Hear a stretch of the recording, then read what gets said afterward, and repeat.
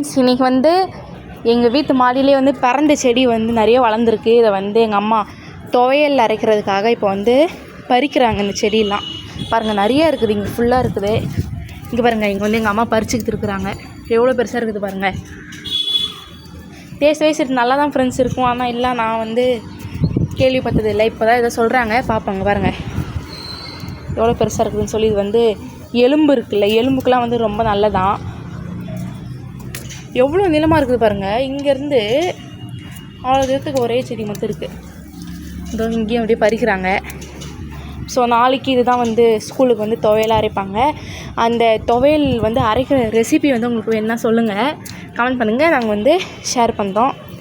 திருநெல்வேலி ஸ்டைலில் வந்து அங்கே துவையல் அரைப்பாங்க. இன்றைக்கி இவ்வளோ போதும், மிச்சம் இருக்கிறத 2 நாள் இன்னும் நிறையா இருக்குது ஃப்ரெண்ட்ஸ். ஆனால் உங்களுக்கு தெரியுதா, இந்த இங்கெல்லாம் இருக்குது. 2 நாள் கழிச்சு மறுபடியும் எடுத்துக்கலாம்.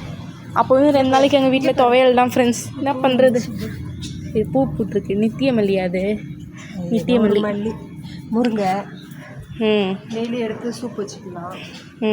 அதுக்கப்புறம் மருதாணி, இந்த பாருங்கள், மருதாணி செடி இது பெருசாகிருச்சு. மருதாணி தான், இதுவும் மருதாணி, இதுவும் மருதாணி தான். மருதாணி, ஆனால் இது சின்ன சின்ன அலையாக இருக்கும். இது சின்னதாக இருக்குது, ஆனால் இது வந்து நல்லா பெருசாக இருக்குது பாருங்கள். இது வந்து அரளிப்பூ நல்லா. சரி, நம்ம தனியாக ஒரு வ்ளாகாக போட்டிருக்கோம் என்னென்ன செடியெலாம் இருக்குதுன்னு சொல்லி. சரி, உங்களுக்கு அந்த துவையல் ரெசிபி வேணும்னா கமெண்ட் பண்ணுங்கள். தனியாக ஒரு ஷார்ட்ஸாக நான் வந்து அப்லோட் பண்ணுறேன். ஸோ பாய், தேங்க்யூ ஃபார் வாட்சிங்.